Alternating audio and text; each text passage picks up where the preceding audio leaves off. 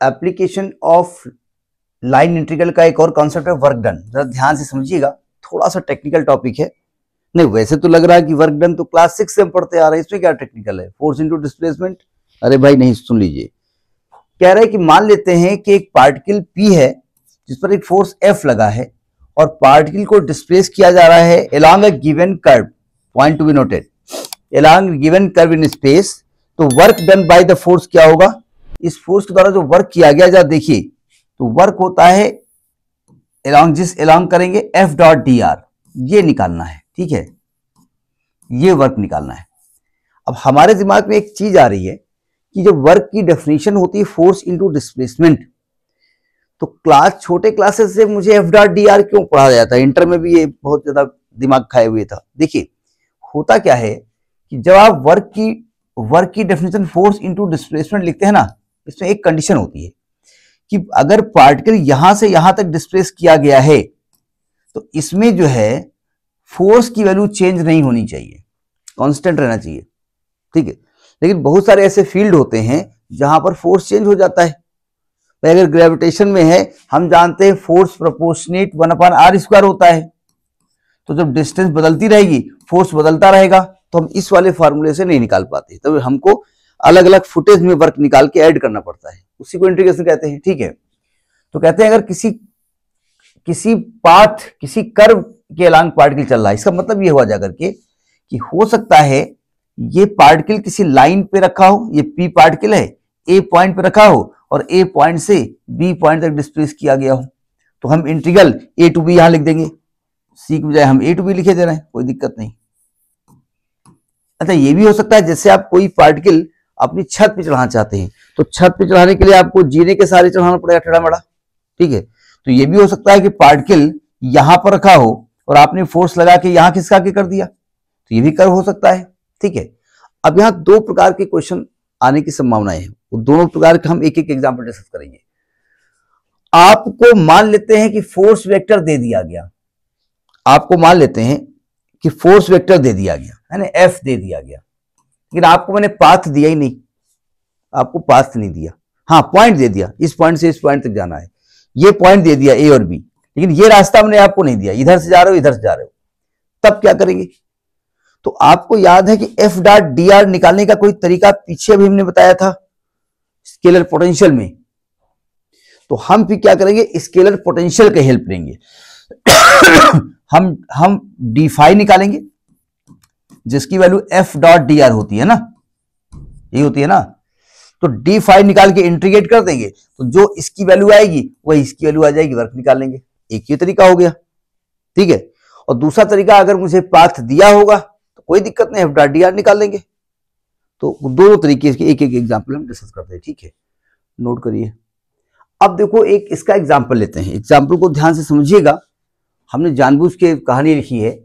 कहते हैं F जो है ना वो 2xy, ये F दिया हुआ है, ये फोर्स भी हो सकता है वेक्टर भी हो सकता है, फिलहाल हम यहाँ पर फोर्स की तरह ट्रीट कर रहे हैं, ठीक है।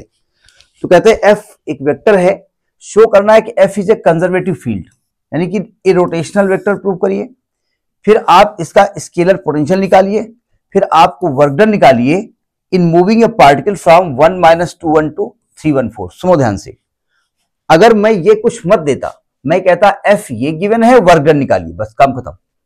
अब प्रॉब्लम भैया, वर्क डन निकालने के लिए चाहिए F डॉट डी आर, नहीं समझे, और F डॉट डी आर में डी आर तो दिया नहीं गया, डी आर मतलब पाथ नहीं दिया गया, डी आर तो हो जाएगा आई डी एक्स, कुछ कोई दिक्कत नहीं, लेकिन पाथ नहीं दिया गया है।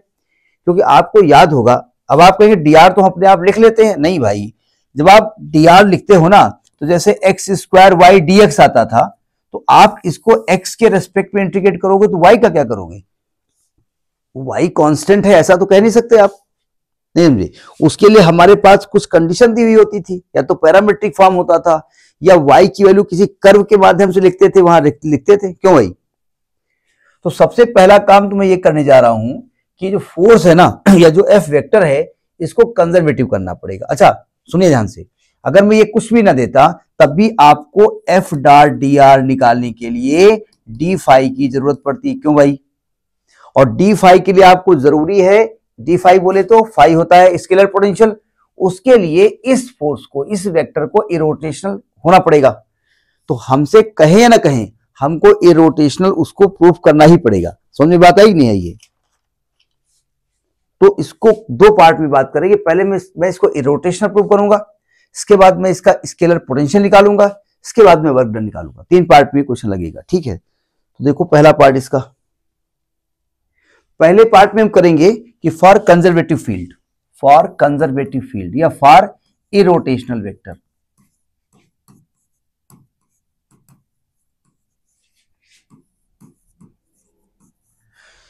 क्या करना पड़ेगा? कर्ल एफ, जिसको क्या आप कहते हैं डेल क्रॉस एफ की वैल्यू 0 प्रूफ करना पड़ेगा है, ठीक है। ये निकालेंगे हम, ये 0 होना चाहिए, ठीक है। ये आपको टू शो करना पड़ेगा, तो 0 अपने आप ना लिख देना, ठीक है।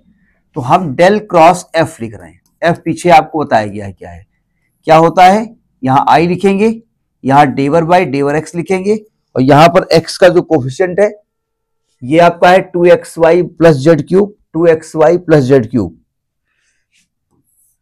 2xy plus Z cube. फिर यहां जे लिखेंगे, फिर यहां डेवर बाई डेवर वाई लिखेंगे। ऐसा एग्जाम में भी आप करिएगा, क्योंकि आप अगर y यहां लिख दोगे और इसके नीचे z लिखा है तो लिखने में दिक्कत होगी। फिर यहां y का कोफिशिएंट, सॉरी, यहां y के साथ क्या है एक्स स्क्वायर, y के साथ है यहां पर एक्स स्क्वायर। फिर k कैप लिखेंगे, फिर डेवर बाई डेवर z लिखेंगे, और z के साथ क्या यहां पर है 3z square x, 3z square x. समझ में बात आई? अब थोड़ा सा डायरेक्ट हम करेंगे, क्योंकि इसको ओपन करना आपको आता है। देखो जरा ध्यान से, सावधान। आई कैप लिख रहे हैं हम, आई कैप लिखेंगे तो रो कटेगा, कॉलम कटेगा। जब इसको y के रेस्पेक्ट में करोगे डिफरेंशिएशन, तो y का फंक्शन तो यहां है ही नहीं, तो इसका डिफरेंशिएशन क्या होगा 0, क्योंकि आप पार्शियल डेरिवेटिव कर रहे हैं। और माइनस जब इसको z के रेस्पेक्ट करोगे तो ये भी 0 हो जाएगा, ठीक है। माइनस का j कैप, j वाली रो हट गई, j वाला कॉलम हट गया। इसको आप x के रेस्पेक्ट करोगे इसको, तो x का 1 हो जाएगा, तो यहां पर आएगा 3z स्क्वायर, माइनस इसको z के करोगे तो z क्यूब का आएगा 3z square plus k cap. Row कट गया, कॉलम कट गया। इसको x के रेस्पेक्ट करोगे तो 2x आएगा माइनस, और इसको y के करोगे तो ये भी 2x आएगा, तो वैल्यू 0 आ गई। तो आप क्या लिखेंगे? सो f इज इरोटेशनल वेक्टर। अच्छा, अगर आपको स्केलर पोटेंशियल पूछ भी लें और आपसे ये ना कहें कि आप इरोटेशनल बताओ, तब भी आपको बताना पड़ेगा, ठीक है। नोट करिए। अब फॉर वर्क डन, मैं वहीं से शुरू कर देता हूं। वर्क डन के लिए क्या करना पड़ेगा? आपको एफ डॉट डी आर निकालना पड़ेगा to find F dot D R. वो इंटीग्रेट तो बाद में करेंगे हम। और एफ डॉट डी आर निकालने के लिए आपको कर्व तो दिया नहीं गया है, तो हमने क्या कहा था कि आप फाई निकालेंगे, ठीक है।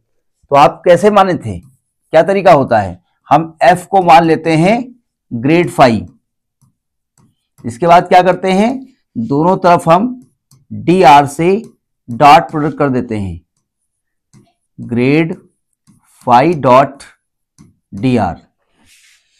यहां पे एफ ना रख देना, क्योंकि आप इसको इंटीग्रेट नहीं कर पाएंगे फिलहाल अभी। ग्रेड का मतलब क्या होता था? I del phi upon डेवर X plus J del phi upon डेवर Y plus K del phi upon डेवर Z dot D R की value I D x plus J D Y plus के डी जेड। जैसा कि rule आप जानते हैं कि I dot I 1 हो जाएगा, तो ये आ जाएगा आपका डेवर phi upon डेवर x d x plus डेवर phi upon डेवर y d Y plus डेवर phi upon डेवर z d Z. जैसा कि हम जानते हैं ये टोटल डेरिवेटिव डी फाई होता है, ठीक है। यानी आपने क्या देखा? हाँ, नोट करिए।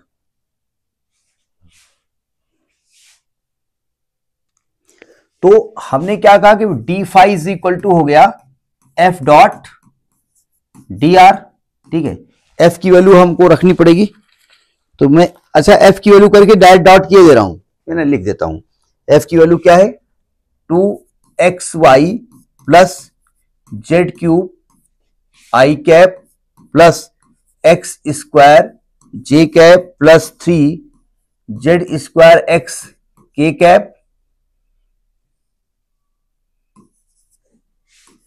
डॉट क्या आएगा i D x plus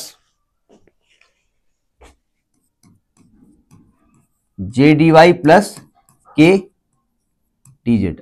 dot करना आपको आता है तो आएगा 2xy plus Z cube d x plus x square D Y plus 3 Z square x D z. अब हमें मजबूरी है कि ये एक्चुअली में एफ डॉट डी आर निकला हुआ है, क्यों भाई, डी फाई निकला है ना भाई, ये डी फाई मतलब एफ डॉट डी आर निकला हुआ है। अब हमको इसको इंटीग्रेट तो करना आता है, कर देंगे, कोई दिक्कत नहीं, लेकिन इंटीग्रेट करने के लिए इसको इंटीग्रेबल तो बनाइए ना।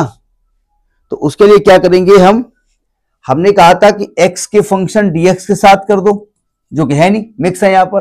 तो हमने कहा था x dy वाले एक तरफ एक साथ y dx एक तरफ कर दो, ठीक है, ऐसे करिए, पहले ब्रैकेट खोल दो। तो देखो ये 2xy dx plus Z cube dx plus x square D Y plus 3 Z square x D Z. Have you got it? ये एक्चुअली में आप एफ डॉट डी आर निकाल रहे हैं। क्योंकि मुझे कर्व नहीं दिया था इसलिए हमको ये फाई का रास्ता चुनना पड़ा। अब देखो ध्यान से, इसमें y dx को एक तरफ करो, और यानी जहां पर y और dx वाले टर्म y के साथ वाले और dy वाला टर्म एक तरफ कर दूं, तो इसको लिखेंगे 2xy dx plus x square D y और plus Z cube dx plus 3 Z square x D z. समझ में आई बात नहीं आई? अब थोड़ा दिमाग लगा दो, यानी ये दोनों एक साथ लिख दिए। अब थोड़ा आप दिमाग लगाइए, किसके डेरिवेटिव हैं जरा समझने की कोशिश करिएगा, सावधान। हम यहां डी लिखे दे रहे हैं, ठीक है। देखो यहां एक्स स्क्वायर लिखा है, एक्स स्क्वायर के साथ डी वाई है और डीएक्स के साथ क्या है 2xy है, तो एक्स स्क्वायर वाई लिख सकते हैं इसको। अगर इसको प्रोडक्ट रूल लगाओगे तो यही तो आएगा ना, और प्लस डी, यहां Z cube x Z cube लिख सकते हैं, यही तो आएगा। तो यानी कि ये आ गया एफ डॉट डी आर। अब दोनों तो इंटीग्रेट कर दो, दोनों तो इंटीग्रेट कर दो। तो जब इंटीग्रेट करेंगे यहां पर तो ये आएगा integral F dot D R is equal to, जो कि फाई आ रहा है, ये आ गया X square Y plus X Z cube, यही तो आएगा ना। अब आप एक बात पूछ सकते हैं कि भैया यहां पर क्या डेफिनेट इंटीग्रल है?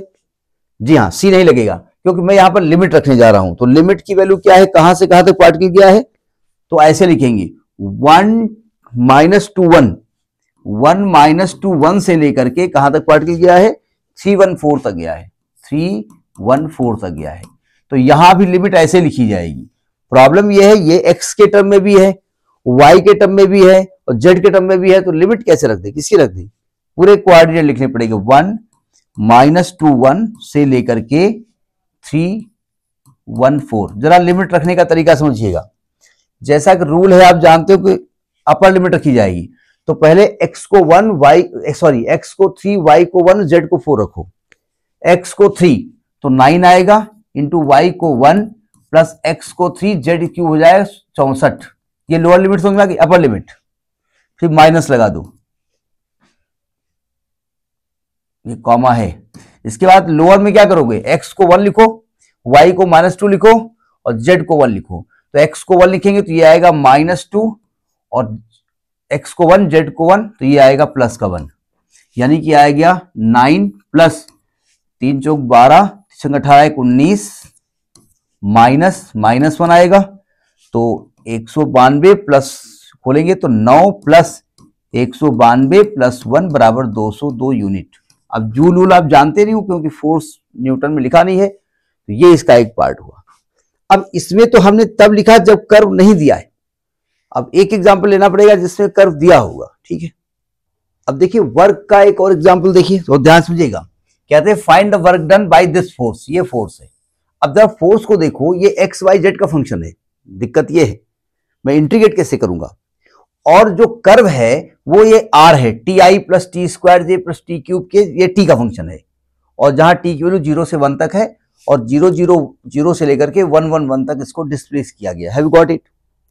आपको याद होगा हमने जब 3D में जब शुरुआत में इंटीग्रल पढ़ा रहे थे, लाइन इंटीग्रल, तो हमने कहा इंटीग्रल करने का तरीका ये होता है, अगर मैं x के रेस्पेक्ट में इंटीग्रेट कर रहा हूं तो पूरा फंक्शन x का होना चाहिए, याद है ना। या हमने कहा था कि x y z मान ले किसी और के फंक्शन है, पैरामीट्रिक फॉर्म में है, तो x को भी t के फॉर्म में चेंज कर दो, y को भी चेंज कर दो, z को भी कर दो, तो सभी फंक्शन t में चेंज हो जाएंगे, तो t के रेस्पेक्ट में इंटीग्रेट कर देंगे। हम यहां यही करने वाले हैं, जरा समझने की कोशिश करो। ये जो r दिया है, r एक्चुअली पोजीशन वेक्टर होता है ना। ये पॉइंट रब करते हैं 1 1 1 वाला, बाद में यूज कर लेंगे हम, ठीक है। r जो होता है, एक्चुअली जो r होता है वो जनरली ix प्लस जे वाई प्लस के जेड है। क्यों भाई? यही होता है ना, यानी जिस स्पेस में जिस कर्व के अलावा चल रहा है उसका ये पोजीशन वेक्टर है। तो अगर मैं कंपेयर करूं तो क्या x की वैल्यू t और y की वैल्यू टी स्क्वायर और z की वैल्यू टी क्यूब नहीं है? तो अगर हम फोर्स में x y z की वैल्यू रख दें तो हमारा फोर्स भी t के टर्म में कन्वर्ट हो जाएगा? नहीं हो जाएगा।